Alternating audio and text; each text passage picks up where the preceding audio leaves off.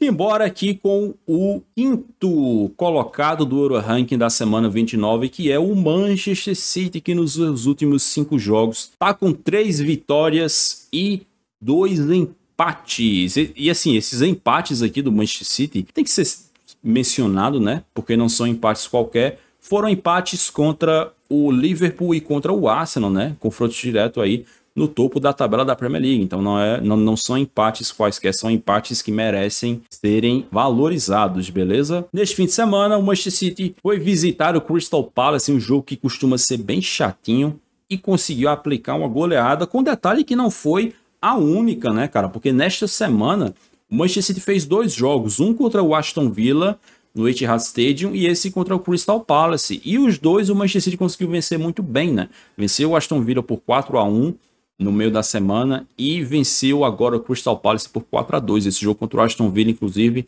jogaço do Rodri, do Phil Foden. O Foden fez um hat-trick nesse jogo. Depois foi descansado, né? Ali foi poupado no jogo contra o Crystal Palace e acabou não fazendo falta, porque um jogo que se desenhava um pouco estranho para o City, né? Porque logo no comecinho, uma jogada que se origina de uma falha do Stones, né? Ele erra um passe ali, o Crystal Palace consegue ligar o contra-ataque, o Mateta sai na cara do gol e abre o placar para o Crystal Palace, mas depois, pouco tempo depois ali, o De Bruyne consegue empatar o jogo com um golaço, tá ali recebendo na área, ajeitou o corpo, chapou bonito no ângulo do goleiro do Crystal Palace. E no segundo tempo, logo no comecinho do segundo tempo, o Rico Lewis consegue empatar o jogo, virar o jogo para o Manchester City, aparecendo ali na área para finalizar bonito. E aí depois virou festa. O Haaland fez um gol, o Haaland voltando a marcar com um passe do De Bruyne, algo que já é bem normal de acontecer desde a temporada passada. E o De Bruyne fechou aí o 4º gol do Manchester City, um golaço ali de perna esquerda. Inclusive foram 2 golaços do De Bruyne nesse jogo, um de perna direita e um de perna esquerda. Depois o Eduard ainda diminuiu o placar ali para 4-2, mas não foi o bastante para impedir a vitória do Manchester City. Uma coisa sobre o De Bruyne que tem que ser citada: você sabe que o De Bruyne passou metade da temporada lesionado, né? Ali com um probleminha sério, que ele estava na coxa, teve que fazer cirurgia e tal.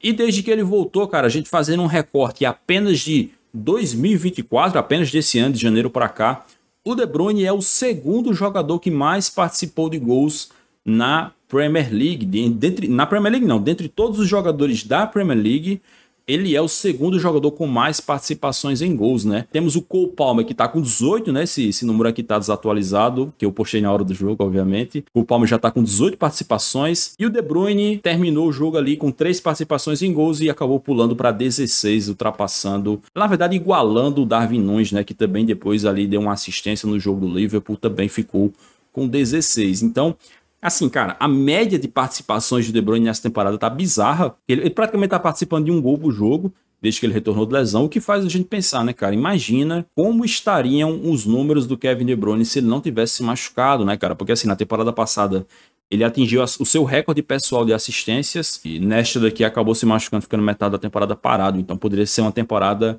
ainda mais brutal do De Bruyne se ele não tivesse tido problemas físicos. Manchester City, então, aí em 3º lugar na Premier League, tá? Depois dessa semana boa, né? Em que o Manchester City voltou a jogar bem, porque assim, depois do jogo contra o Arsenal tinha ficado meio estranho, tinha ficado uma sensação um pouco estranha sobre o Manchester City. Eles não conseguiram produzir muito bem ali, mas se recuperaram depois. Goleada no Aston Villa, goleada no Crystal Palace. Então, nesse momento, com 70 pontos aí, 1 ponto de Liverpool e de Arsenal. Muita gente ainda considera o City favorito a vencer a Premier League, muito por conta da hierarquia, né? O City conquistou nas últimas temporadas aí, com as grandes conquistas, viradas muitas vezes aí, virada contra o Liverpool, virada contra o Arsenal na tabela. Então, muita gente ainda acredita que eles vão conseguir virar de novo e conquistarem o tetra seguido, o tetra inédito que nenhuma equipe jamais conquistou na Premier League. Beleza? Manchester City em 5º colocado. E aí, como vocês podem ver aqui já de cara, temos o Feyenoord em 4º lugar, que tá aí com 4 vitórias e um empate nos seus últimos 5 jogos, uma grande fase do Feyenoord. Mas eu não vou me aprofundar aqui, porque o jogo do Feyenoord também vai ser destaque num bloco específico, porque o Feyenoord neste fim de semana meteu um sonoro 6-0 no Ajax, né? Foi um dos clássicos que a gente teve aí na Europa. nesse fim de semana e o Feyenoord simplesmente não tomou conhecimento, cara. Foi um dos massacres mais humilhantes que eu já vi em clássicos, né, em jogos assim grandes no futebol europeu, cara. Então foi realmente um massacre e isso garantiu ao Feyenoord daqui a quarta colocação no Euro Ranking, cara, coisa que não é nada comum de se acontecer. Posição 3 do Euro Ranking com os Gunners, o Arsenal Football Club em terceiro lugar. Os últimos 5 jogos do Arsenal, 4 vitórias e um empate. Este empatezinho aqui foi contra o Manchester City, beleza? Então, como eu falei, o nível de enfrentamento, o nível dos confrontos sempre tem que ser levado em conta. O Arsenal empatou com o Manchester City e os outros jogos foram todos vitórias. E nesse fim de semana, eles tiveram uma senhora vitória, uma vitória acachapante contra o Brighton na rodada 32 da Premier League. Um jogo que poderia até se pensar, pô, pode ser que seja um jogo enroscado contra o Brighton, porque o Brighton é um bom time, treinado pelo De Zerbi, o jogo era fora de casa, mas o que a gente viu em campo, na verdade, foi um atropelo, né, cara? O Arsenal venceu sem nenhuma dificuldade, o que talvez seja até considerado uma vingança, porque talvez vocês lembrem que na temporada passada o Brighton venceu o Arsenal no Emirates, né? No Emirates Stadium, a casa do Arsenal. E dessa vez aqui o Arsenal deu troco e conseguiu vencer o Brighton na casa deles. 3-0. Primeiro gol foi marcado pelo Saka, que voltou a marcar, né? Ele já fazia 4 jogos aí. Ele estava passando em branco pelo Arsenal, né? Tava numa fase um pouquinho esquisita, jogando um pouquinho mal, mas voltou a marcar. Marcou de pênalti, né? Um pênalti sofrido pelo Gabriel Jesus, que na minha opinião, não tem discussão, cara, com toda certeza foi pênalti, e o Saka converteu muito bem, ele é o batedor de pênaltis oficial do Arsenal, dificilmente costuma perder, e foi bom para recuperar a confiança, né, cara, porque um pouco antes dele fazer esse gol de pênalti, ele tinha perdido uma chance clara de gol ali, que ele invade a área, abre para a perna esquerda e acaba chutando para fora. Então, cravar ali o pênaltizinho, ganhar confiança para essa semana, que vai ser uma semana crucial aí na temporada do Bayern de Munique. E no segundo tempo, o Arsenal fechou o jogo aí com gols do Kai Havertz e do Jorginho, cara. Inclusive, esse gol aqui do Havertz foi com a assistência do Jorginho, né? O Jorginho aparecendo muito bem ali pelo lado direito e conseguindo tocar, fazer o passe para o Havertz chegar, batendo para o gol. E o terceiro gol ali, já quando os times já estavam completamente... O Brighton já estava completamente aberto, indo para cima para tentar fazer um golzinho. O Havertz ajeita a bola para o Trossard sai na cara do gol. E sacramenta a lei do ex, né? Vocês lembram aí que o Trossard é ex-jogador do Brighton. Ele sai na cara do gol, dá uma cavadinha perfeita ali e faz o 3-0, fecha o caixão do Brighton. Vitória tranquilíssima, né? Detalhe que nesse jogo o Havertz fez um gol e deu uma assistência, né? Já tá com 10 gols e 5 passes para gols nesta temporada. Uma temporada muito boa do Havertz até aqui pelo Arsenal. Acho que poderia ser até melhor se ele não tivesse tanto tempo sido utilizado como meia ali no começo da temporada, né? É uma posição que eu acho que hoje em dia não se encaixa tão bem para ele, especialmente no Arsenal, que tem o Odegaard. Então não tem essa necessidade de usar o Havertz como meia. Tabela do Arsenal, que neste fim de semana conseguiu reassumir a liderança, cara. O Arsenal está com 71 pontos, empatado com o Liverpool e ganhando aí vantagem no saldo de gols, que é o primeiro critério de desempate na Premier League. Isso aqui, cara, é algo muito crucial, porque o Arsenal pode realmente acabar vencendo a Premier League por causa daquelas goleadas que o Arsenal deu ali no começo desse ano, né, cara? O Arsenal teve goleada contra o Crystal Palace, teve goleada contra o West Ham, teve goleada contra o Newcastle, teve goleada contra o Sheffield. Essa vitória, agora mais uma vitória boa contra o Brighton por 3-0. Então todas essas goleadas ajudaram o Arsenal a construir um saldo de gols muito bom, um saldo de gols muito positivo, que nesse momento, olha, são 51 gols de saldo positivo do Arsenal contra 42 do Liverpool e 40 do Manchester City. Então, assim, é difícil imaginar que tanto o Liverpool quanto o City consigam tirar essa diferença de saldo, né, nessa reta final de temporada. Então, o que tudo indica, se chegar na rodada final e o Arsenal ficar empatado em pontos com o Liverpool ou com o Manchester City, algo que eu diria que tem uma chance razoável de acontecer, já que os 3 times estão muito parelhos ali, o Arsenal vai acabar sendo campeão, porque tem um saldo de gols melhor. É muito importante saldo de gols, cara. Tem que estar sempre levando isso em conta, beleza? O Milan é quem acabou conseguindo ascender aí à segunda colocação do Euro Ranking, tá bom?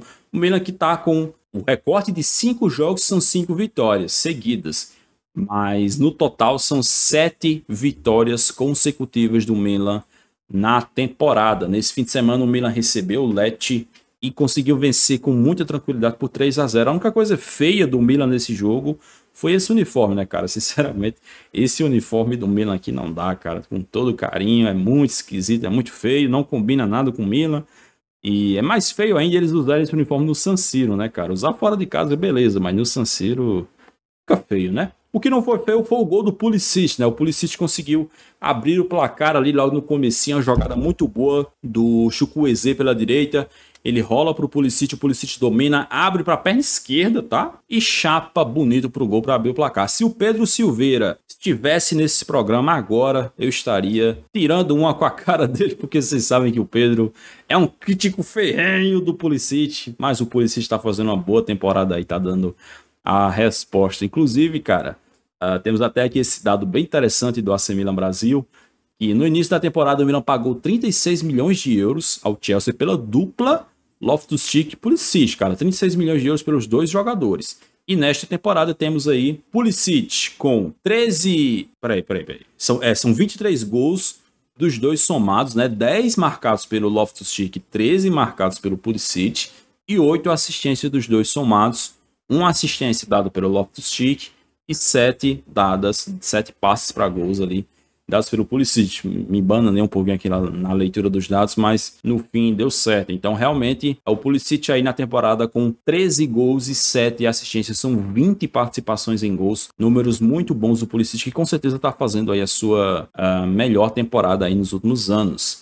O Giroud foi quem fez o segundo gol do Milan, cobrança de escanteio, o Giroud apareceu ali, deu só aquela desviadazinha marota para fazer o 2-0. Segundo tempo, aliás, ainda no primeiro tempo tivemos a expulsão do Kristovic, né, que acabou acertando uma pesada na costela do Chukwueze, obviamente foi para a rua.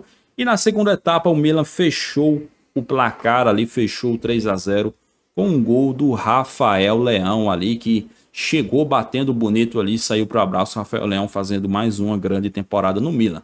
E por falar em grande temporada, o Milan atingiu um recorde bem interessante aí. Essa sequência de 7 vitórias consecutivas do Milan não acontecia em uma temporada desde a temporada 2004-2005, que é um dos auges aí da história do Milan naquela época. O Milan era treinado pelo Carlo Ancelotti, tinha o Kaká, tinha o Pirlo, tinha o Shevchenko, tinha o Inzaghi, tinha o Maldini, tinha o Seedorf, tinha uma porrada de jogador histórico.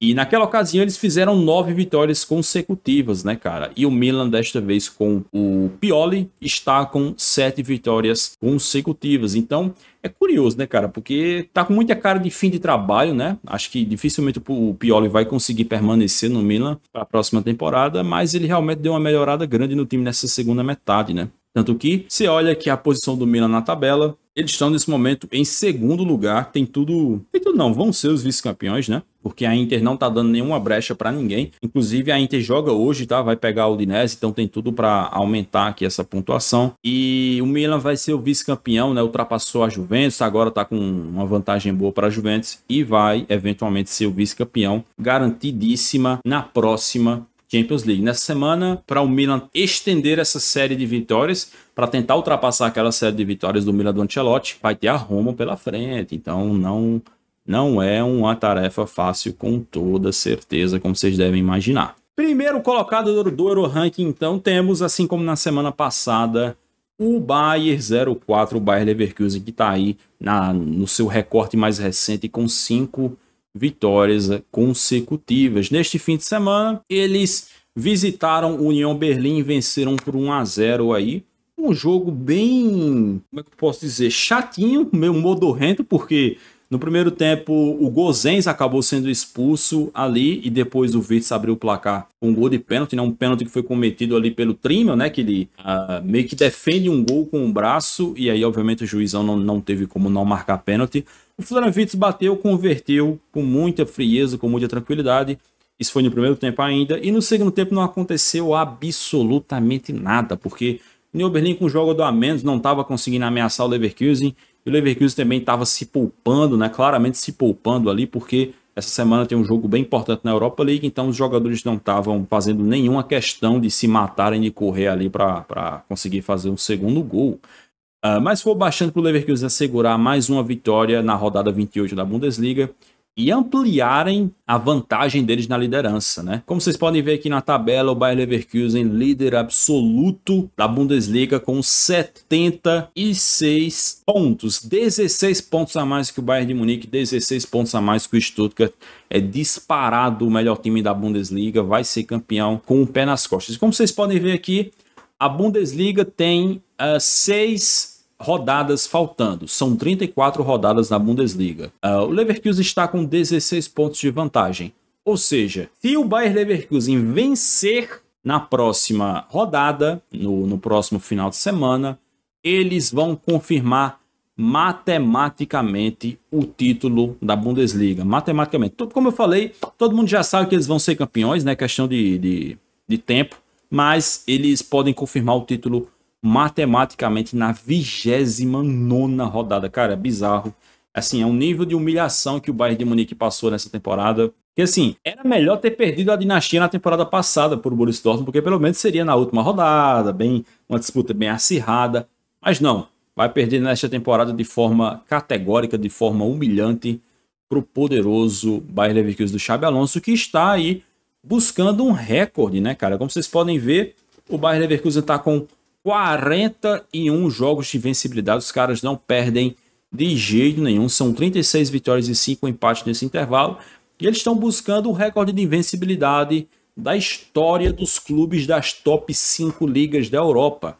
Recorde que pertence à Juventus da temporada 11-12. Aquela Juventus ali treinada pelo Antônio Conte, né? O grandíssimo Antônio Conte. Eles ficaram 43 jogos invictos. Neste momento o Leverkusen está com 41, ou seja, se eles ficarem mais 3 jogos sem perder, que se eu não me engano desses 3 jogos vão ser 2 da Europa League, né, das quartas de final da Europa League, e 1 da Bundesliga.